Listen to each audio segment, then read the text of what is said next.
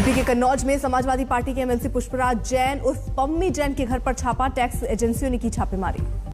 Perfume कारोबारी है Samajwadi party के एमएलसी पुष्पराज जैन। पुष्पराज जैन ने अखिलेश यादव की मौजूदगी में लॉन्च किया था समाजवादी इत्र प्रोडक्ट। पुष्पराज जैन के 3 ठिकानों पर छापेमारी जारी। कल आज तक से खास बातचीत में पम्मी जैन ने कहा था यूपी में नहीं कारोबारियों का माहौल। सरकारों को एक बिजनेस करने का माहौल देना चाहिए। लोगों को मजा आए, बिजनेस करने का माहौल ठीक नहीं है हमारे हिसाब से। कन्नौज में एक और इत्र कारोबारी मोहम्मद याकूब के यहां भी टैक्स एजेंसियों की छापेमारी। सुबह 7 बजे जांच एजेंसियों ने मारा छापा। श्रीनगर में सुरक्षा बल के आतंकियों से मुठभेड़, 3 आतंकी ढेर। श्रीनगर के पठान चौक इलाके में हुई आतंकी से मुठभेड़ में 4 सुरक्षाकर्मी हुए घायल। मारे गए आतंकियों में एक सुहेल अहमद नाम का आतंकी जैश मोहम्मद से जुड़ा हुआ। श्रीनगर के जेवन में हुए आतंकी हमले में शामिल था सुहेल। जम्मू कश्मीर में पिछले 36 घंटे में सुरक्षा बल का आतंकियों पर बरपा कहर। जैश मोहम्मद के 9 आतंकी ढेर। जम्मू कश्मीर के राजौरी में हुए बस हादसे में 2 लोगों की मौत, कई यात्री घायल। काकोरा मोड़ के पास हुआ हादसा। देश में बढ़ रहा है ओमिक्रॉन का संकट। 1270 के पार पहुंचा है ओमिक्रॉन पीड़ितों का आंकड़ा।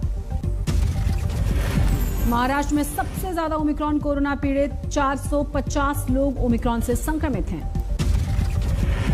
ओमिक्रॉन पीड़ितों में दिल्ली का दूसरा नंबर है, 320 लोग ओमिक्रॉन से पीड़ित। केरल में ओमिक्रॉन कोरोना पीड़ित 109 मरीज हुए। गुजरात में 97 ओमिक्रॉन कोरोना के केसेस। राजस्थान में ओमिक्रॉन पीड़ित 69 मरीज। यूपी में 4 ओमिक्रॉन पीड़ितों में 3 स्वस्थ हुए। देश में फिर से बड़ी कोरोना की दहशत। 24 घंटे में सामने आए हैं 16,764 कोरोना के मामले। देश में फिर से बढ़ी है कोरोना की दहशत। 16,764 मामले सामने आए। 24 घंटे में कोरोना से 200 मरीजों की गई है जान।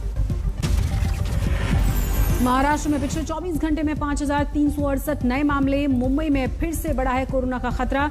3600 के पार पहुंचा है कोरोना पीड़ितों का आंकड़ा। केरल में पिछले 24 घंटे में 2,423 नए कोरोना के मामले। पश्चिम बंगाल में पिछले 24 घंटे में 2,128 नए कोरोना के मामले। दिल्ली में पिछले 24 घंटे में 1,313 नए कोरोना केस। 7 महीने बाद पिछले 2 दिनों से 1,000 से ऊपर पहुंचा मरीजों का आंकड़ा। दिल्ली से सटे नोएडा में भी चढ़ने लगा कोरोना का ग्राफ। 135 सक्रिय मरीजों के साथ यूपी में पहला नंबर। देश में ओमिक्रॉन वेरिएंट से पहली मौत। पुणे के अस्पताल में भर्ती शख्स को आया हार्ट अटैक।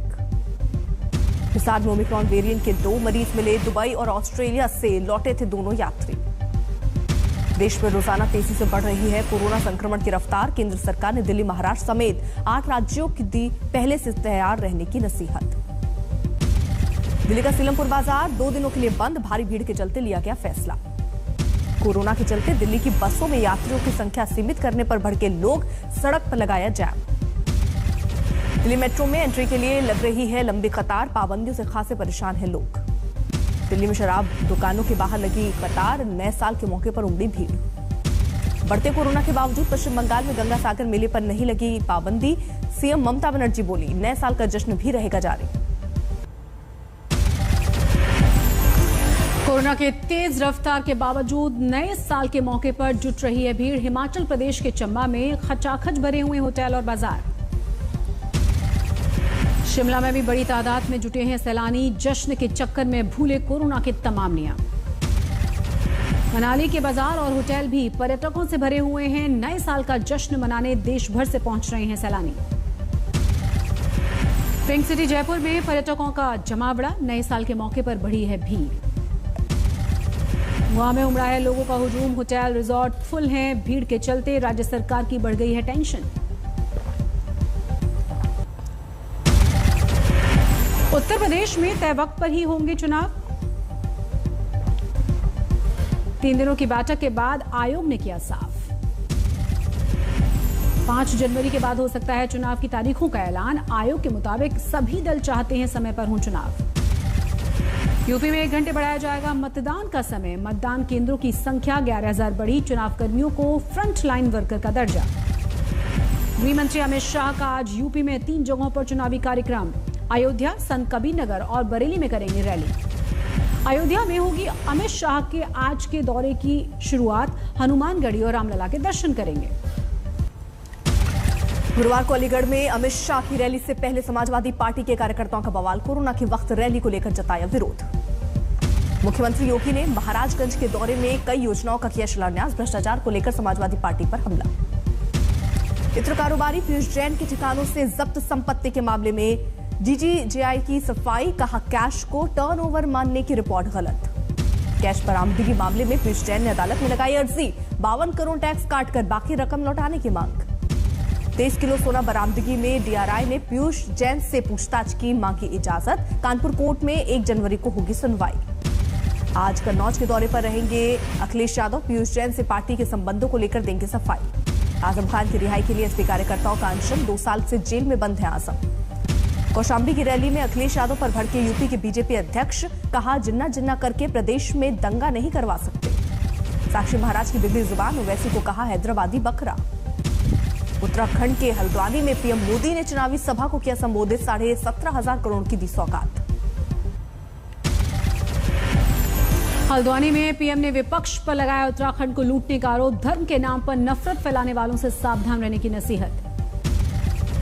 पंजाब में केजरीवाल के दौरे का दूसरा दिन। आज पटियाला में निकालेंगे शांति मार्च। चंडीगढ़ नगर निगम ने जीत के बाद गुरुवार को आम आदमी पार्टी ने निकाला विक्ट्री मार्च। अरविंद केजरीवाल भी शामिल हुए। चंडीगढ़ में केजरीवाल ने आम आदमी पार्टी के सभी 14 पार्षदों को दिलाई वफादारी की शपथ। हर हाल में पार्टी के साथ रहने का लिया वादा। अकाली दल अध्यक्ष सुखबीर बादल का कांग्रेस पर तंज। कहा पार्टी में मुख्यमंत्री बनने की होड़ लगी हुई है, इसीलिए नहीं घोषित किया गया सीएम उम्मीदवार।